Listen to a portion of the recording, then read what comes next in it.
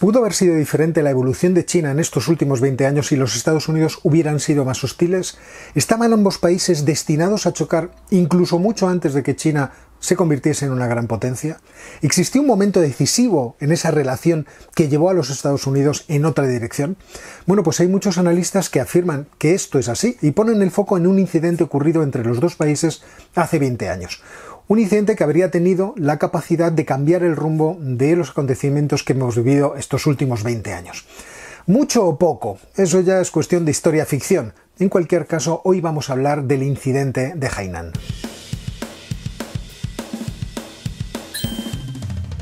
Cerca de las 9 de la mañana del 1 de abril de 2001, un avión EP-3 de la Armada de los Estados Unidos estaba en una misión abierta de reconocimiento en las cercanías de la isla de Hainan.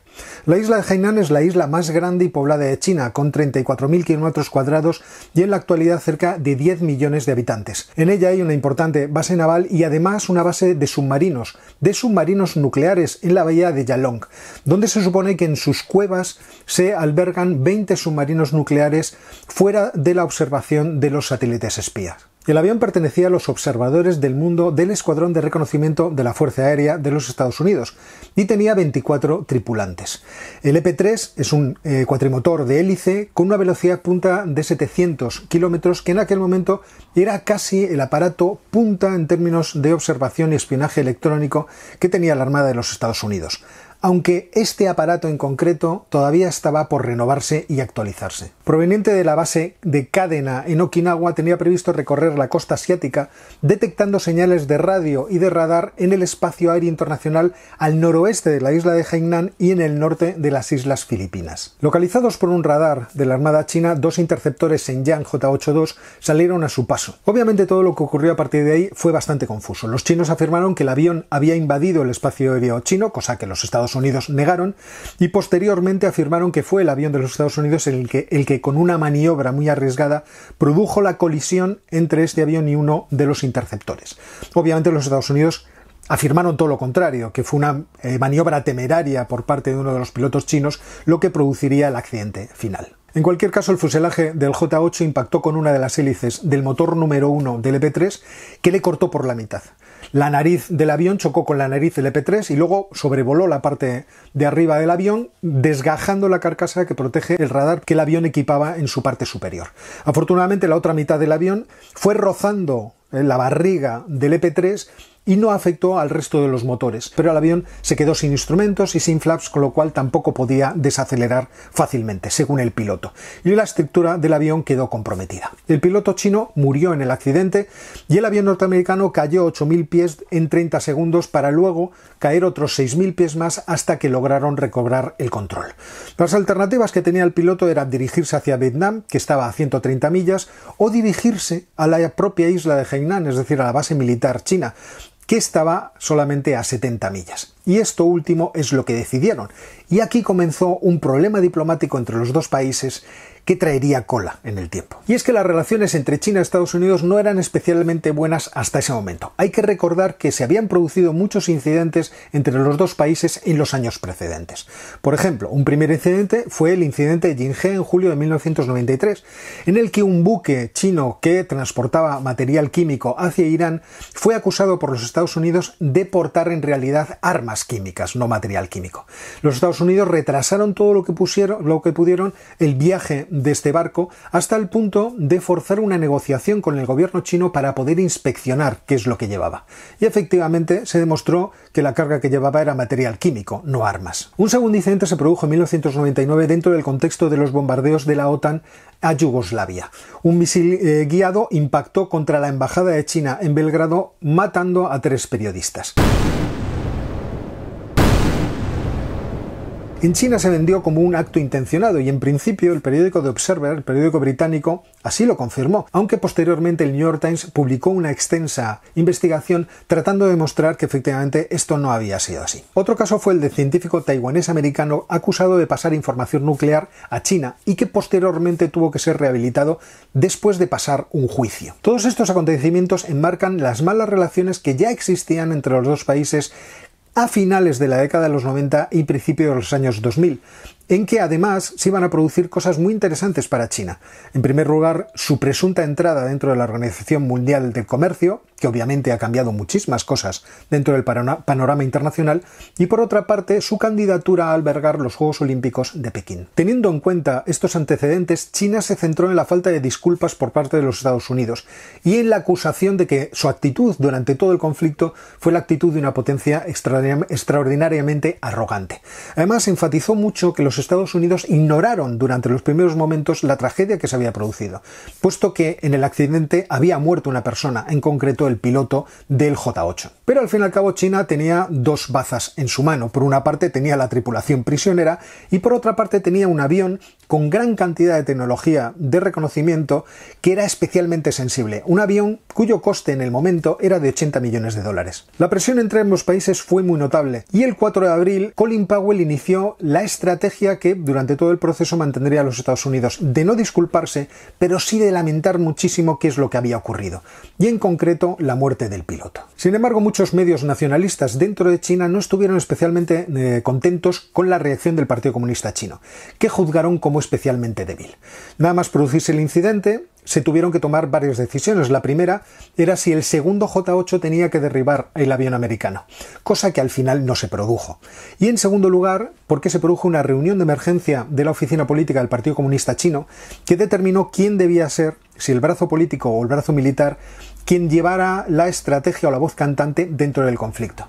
Y se decidió que fuera el Ministerio de Asuntos Exteriores el que en todo momento mantuviese la interlocución con las autoridades americanas. Sin embargo, para los Estados Unidos el planteamiento fue muy distinto. Ellos pensaban que el asunto debía tratarse como una transacción.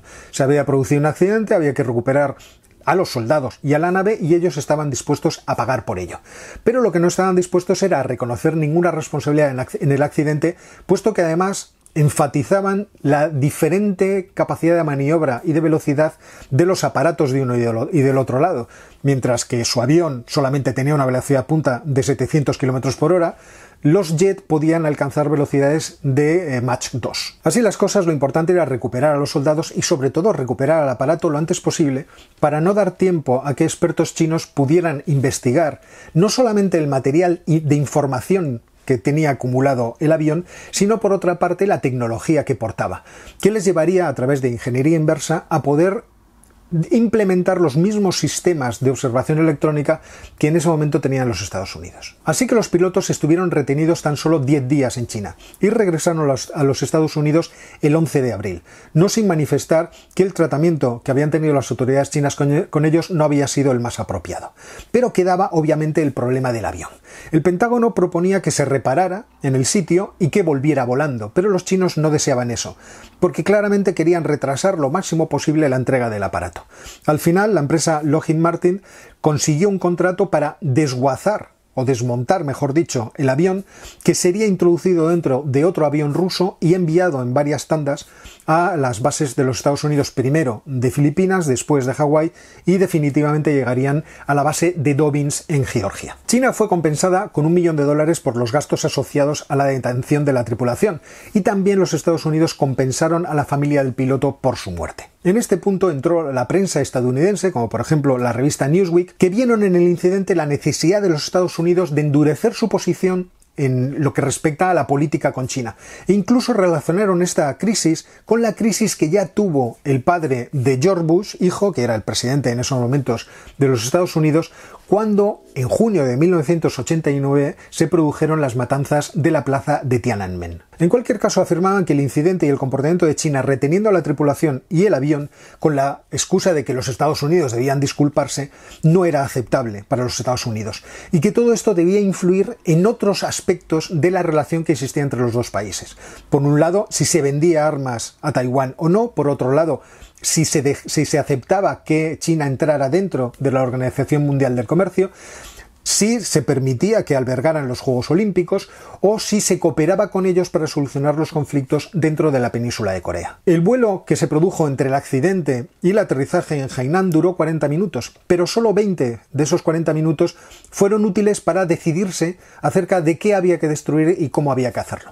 Sin embargo, la Armada de los Estados Unidos no había preparado a estos pilotos de forma efectiva ni habían hecho ningún tipo de simulacro para hacer frente a una situación como esta, y por lo tanto no tenían especialmente claro qué debían destruir ni cómo. La Armada de los Estados Unidos y la Agencia de Seguridad Nacional realizaron un informe 3 meses después de la colisión, un informe que quedó completamente desconocido hasta que en el año 2013 Edward Snowden decidió filtrarlo conjuntamente con todos aquellos numerosísimos documentos que filtró. Y en el informe se demuestra efectivamente esto que os digo. La tripulación no tenía herramientas apropiadas para destruir el equipo ni tampoco el entrenamiento, y nadie se había tomado la molestia de corregir estos problemas a pesar de que los encuentros con interceptores cerca de las costas de China habían sido muy numerosos. Así que, teniendo en cuenta que no habían hecho ningún simulacro de destrucción de emergencia, lo que tuvieron que hacer es echar mano de su buen juicio, y durante esos 20 minutos, con una situación obviamente muy tensa en un avión que estaba dañado, empezaron a destruir lo que ellos creían que era material clasificado, pero tampoco hicieron un inventario de lo que destruyeron. Con lo cual la investigación de la Armada dedujo qué es lo que había quedado en el avión que podía haber sido investigado por parte de los chinos a partir de las entrevistas que hicieron con los miembros de la tripulación. Un ejemplo es que ni siquiera sabían cómo destruir los discos duros de los ordenadores, cosa que intentaron hacer con las hachas que estaban dentro del avión. Los chinos obtuvieron ventajas de aquel avión, pero no las ventajas más actualizadas, porque el avión estaba a 2 semanas de recibir su actualización precisamente tecnológica. Sin embargo, China en ese momento podía obtener conocimiento sensible, si no de los códigos criptográficos, que obviamente no eran interesantes porque se renovaban muy a menudo, sí de los métodos criptológicos, es decir, de los métodos que utilizaban los Estados Unidos para encriptar su información. Y esto dificultaría la posibilidad de descifrar las comunicaciones chinas en el futuro, ya que les permitiría a los chinos adaptarse a los procedimientos que utilizaban los Estados Unidos. Por otra parte, había una información mucho más interesante, que es la información acerca de qué es lo que se preguntaban los Estados Unidos, es decir, qué información querían recolectar de China. Pero es que además en el avión había información acerca de cómo se transmitían comunicaciones entre los centros de comando y control y los sistemas de radares y sistemas de armamento de países como Corea del Norte, como Rusia, como Vietnam, como China, pero también como aliados de los Estados Unidos, por ejemplo Japón. China obtuvo conocimiento con el cual podría readaptarse para limitar las actividades de reconocimiento y espionaje de los Estados Unidos. Pero además, la situación o el accidente supuso la oportunidad de mejorar la propia capacidad aérea de su flota. Así que los militares se dieron cuenta de que necesitaban jets que fueran más versátiles, que tuvieran mejor maniobrabilidad y además que se corrigieran los problemas de los sistemas de emergencia. De acuerdo al experto militar Zhou Chen-Ming, el accidente aceleró la modernización de estos aviones y el reemplazo de los aviones J-8 por la cuarta generación de aviones J-10 y J-11. Y en gran medida el Ejército de Liberación del Pueblo Chino decidió enfocarse más en la proyección hacia el exterior de sus capacidades que en la defensa de sus fronteras. Una estrategia en la cual la Armada y la aviación de la Armada iba a pasar de tener un papel secundario a tener un papel preponderante. Y llegamos a la pregunta de si realmente todo este incidente fue un momento decisivo. Bueno, Roger Baker, de la Fundación Bush de Relaciones entre China y Estados Unidos, afirma que de no haberse producido los atentados de las Torres Gemelas prácticamente de forma inmediata, es decir, todo este acontecimiento se produjo entre abril y julio del año 2001 y los atentados de las Torres Gemelas se produjeron a principios, el 11 de septiembre de ese mismo año, no se habría producido el cambio estratégico de los Estados Unidos hacia Irak y hacia Afganistán. Y las relaciones entre China y los Estados Unidos seguramente se habrían deteriorado mucho más y por lo tanto habrían ido por un camino diferente. En ese caso es posible que la reacción que estamos viendo en la actualidad en términos económicos y militares de los Estados Unidos contra China se hubiera producido mucho antes y por lo tanto las inversiones masivas que se produjeron en términos de inversión directa en el continente asiático y especialmente en China no se habrían producido de la misma forma. Por eso especula Roger Baker acerca de que la complejidad de las cadenas de suministro que hoy en día existen y que están integradísimas dentro del sudeste asiático no hubieran evolucionado de la misma forma. Obviamente todo esto es historia ficción, aunque no deja de ser muy divertida. Pero una de las razones que aduce Baker, y que creo que es interesante, la toma del geógrafo británico Halford Mackinder, uno de los padres de la geopolítica a principios del del siglo XX, en su libro Ideales democráticos y realidad, en la que afirma que las democracias generalmente rehúsan pensar estratégicamente hasta que no son forzadas a tener que hacerlo, principalmente por razones de defensa. Es verdad que el argumento que utiliza Mackinder a partir de ahí no es, creo yo, que sea el mejor, ya que él afirma que las democracias son por su naturaleza idealistas y las autocracias, sin embargo, tienden a ser grupos muy organizados en términos políticos. Y es esa capacidad organizativa que tiene la autocracia, que por ejemplo sería lo que ahora mismo podríamos observar en China, lo que pondría al idealismo democrático contra las cuerdas y ante la necesidad de empezar a pensar de forma estratégica.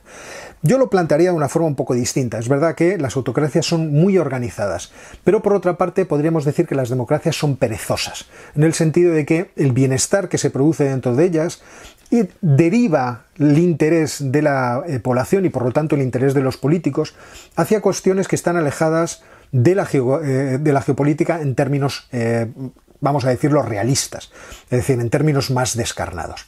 Y es precisamente el darse de bruces contra la realidad de que los demás están jugando una partida distinta lo que hace que cambie este punto de vista y que por lo tanto las democracias empiecen a actuar de forma organizada. Sin embargo, a estas alturas del partido, China tiene muchas más ventajas de las que tenía en el año 2000.